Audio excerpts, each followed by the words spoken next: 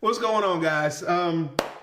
If you didn't watch the other video, I'm kind of doing a continuation on my stropping slash maintenance slash sharpening series, if you want to call it that. And this is going to focus on what I use to freehand. What I said at the beginning of my guided system video is do not take anything that is said in any of these videos in the series as the absolute only way to achieve a sharp edge or maintain a sharp edge. When it comes to sharpening, there are 5,000 different ways to do the same thing or a similar thing. It all comes down to preference. It all comes down to budget. It all comes down to steel type. If you want to really get into some advanced stuff, what you want to do with a blade finish or a bevel finish, etc., etc., etc. Especially when we get into freehanding stones, because I was just talking to a guy and he was asking me about cleaning a stone off.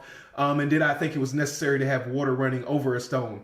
Well, there is a thing, and I'm kind of getting ahead of myself, but there's this thing where you can basically build up some of the particles of the stone and some of the steel particles on top of the stone called swarf, and you can use that to put a certain type of finish on your knife. That is a very advanced technique that is dependent on stone, that is dependent on what you want to see for results, what steel type, etc., etc., etc. So there are 5,000 ways you can do the same thing or a similar thing, and some of them will make a big difference. Some of them you really have to be pretty advanced or have some very specific applications to really kind of delve into. So again, this is 101 level stuff. This is just kind of exposing people to information.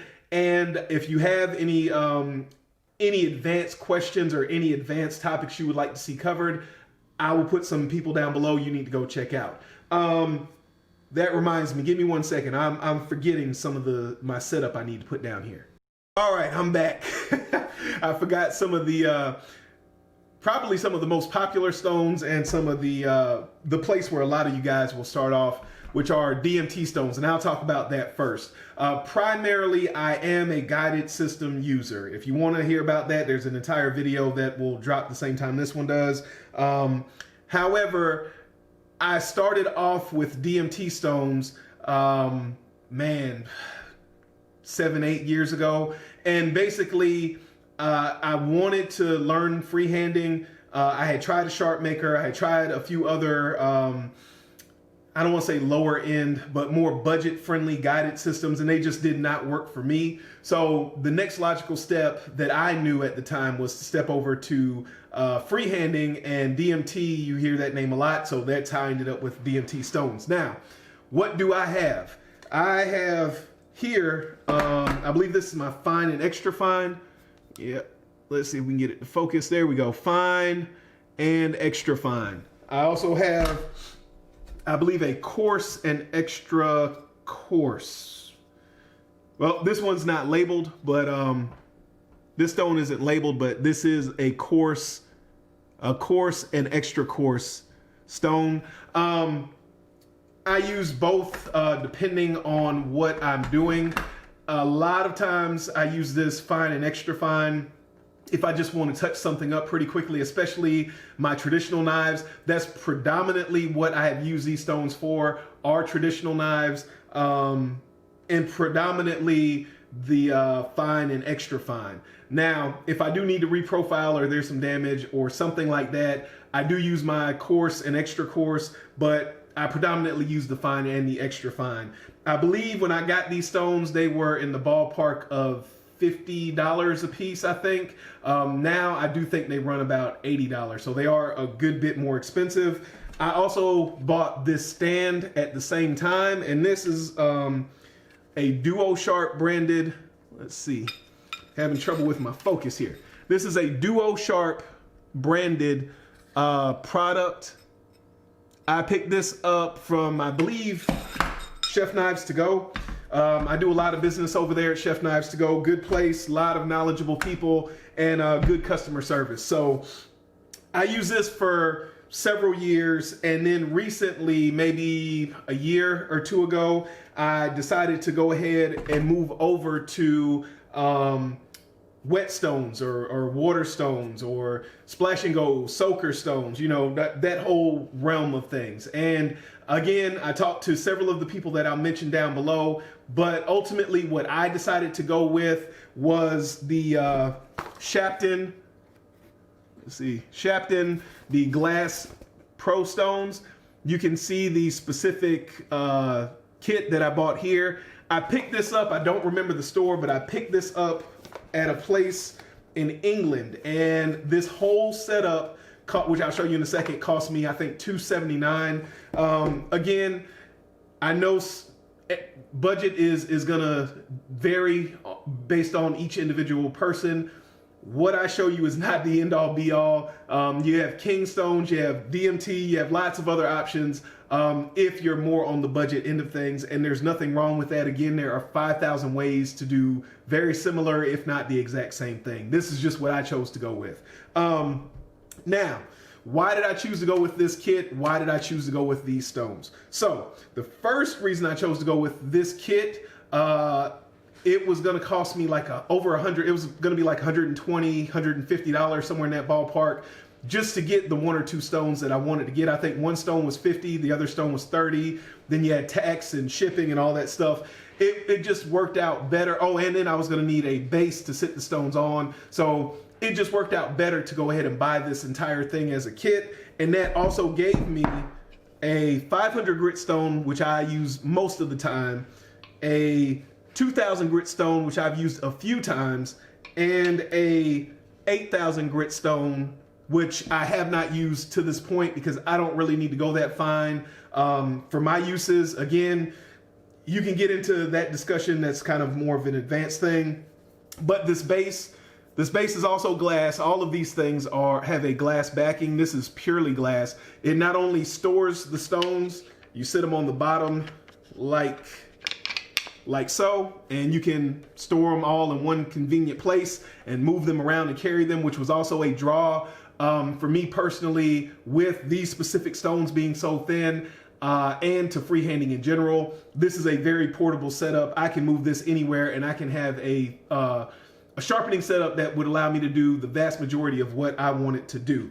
However, you can also flip it over and you can sit the stone on here like this, and you're ready to go to sharpen. So why did I choose these particular stones? The first reason why I chose the Shapton glass stones is these are very hard, very long wearing stones. I didn't want to get into a stone that was going to require a ton of maintenance. I also, coming from DMTs, I tend to kind of already have a feel for a stone that's going to give me a lot of direct feeling. Again, that's kind of a more advanced thing that, you know, we can get in at a later point, or you can talk to some of the other guys down below about. So not only the fact that this was going to give me a long-lasting stone that didn't need to be flattened quite as much, but also gave me that direct feel that I'm used to. That is what sold me on these stones. I also picked up these stones. These are splash and goes, by the way. I guess I should have mentioned that up front, which means these stones also only need to be splashed. Sometimes I find if I leave a little bit of water on here, some of it will soak in, but after, you know, a minute or two, 60 seconds, 90 seconds, whatever water is going to soak in will soak in, and then I can just put another splash of water on there and I'm good to go. So it also is easy to set up, quick to get going. I don't have to worry about soaking any stones. Whereas these stones here, which I have not used, and they got on to me about not opening the box. You can see it's a brand new stone, not much to see, but this is a Suhiro Serax 1000 grit stone. This is a soaking stone, which means that it has to be placed in a sink of water, a tub of water, some volume of water where the stone is completely submersed, and the stone will soak up the water, and then you can use that stone. These stones are a little bit softer. They're not the softest. They're a little bit softer. They will dish a little bit faster. They will, dish kind of what it sounds like. As you sharpen, this stone is going to wear down a little bit faster. However, it will build up a little bit more of that swarf and other things that I talked about. Again, if you want to get into that, that's a different topic for a different day and probably a different person. I'm not a high-end chef or anyone that has been freehand sharpening for an extended period of time. So I'm not going to touch that. I'm going to point you in the right direction. I also picked up this Suhiro 5000 grit stone. Again, I will open it up and show you. It's just a white stone, just like the other stone. This is also a soaking stone. Again, I already explained to you what that means, but I also have not used this stone either. I just honestly find that these stones do what I want, the way I want. They're easy to set up, they're easy to use, they provide me with good feedback when I'm sharpening, and they also provide me with good results. So I have not stepped over to the other stones as of yet. There are pros and cons, like with everything, to both types of stones and both of these specific brands and makes of stones, but that is what I have used, that is what I own, and that's why I choose to use what I choose to use. Once I come off of the stones, it's the same thing as when I come off of my Wicked Edge now. I use this strop right here, which is loaded up with Ken Schwartz 1 micron CBN diamond spray. Ken Schwartz 1 micron CBN diamond spray. And that allows me to retain some of the toothiness of the edge, but it also refines that edge a decent amount, and it gives me a little bit of the best of both worlds. So again, if I'm going to use a knife for general tasks, this seems to work out best for me. And by general, I mean kitchen and or general EDC type tasks. Again, depending on the knife, because I do use these stones primarily for my Japanese chef knives. However, you guys saw my Emerson knife and you saw how sharp it is. You can see I still have bald spots on my arm here. You can see how sharp it will get your EDC knives. I forgot a few very important things. You're gonna need to clean your whetstones from time to time. If you are interested in the swarf thing that I mentioned, I'm gonna show you something that was suggested to me by K-Knife Switzerland, Roman. You can find him here on YouTube. He'll also be linked down below. And you're also gonna need to flatten these stones as I mentioned. So I have the coarse and extra coarse DMT. This is what I use to flatten. We can have a discussion on how you flatten a stone, or you can check one of those other guys' videos out. There's plenty of information out there on that, but you're gonna need some type of diamond stone to flatten your whetstone, no matter what type of whetstone you have. This here is, I don't remember well, it looks like that is the name. I bought this on Amazon. It came recommended by K-Knife Switzerland, who knows his sharpening stuff. This here is used to clean the stones, kind of like if you watch my guided system video. I use a super eraser to clean those ceramic stones. And then here, this is a Falkneven CC, let's see, Falkneven CC stone.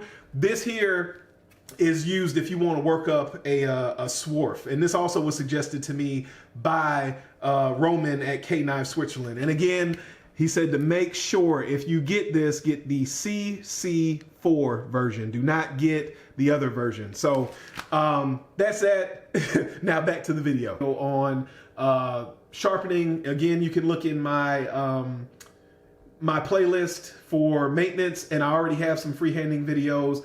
I already have some guided system videos in that playlist, but I know I prefer new content myself, so there will be new freehand and guided videos coming, as well as kind of an explanation as to why all of this talk and why this series, if you will, of maintenance and sharpening of knife edges. But I appreciate you guys watching. Remember, a lazy man carries a dull knife. I'll catch you guys in the next video.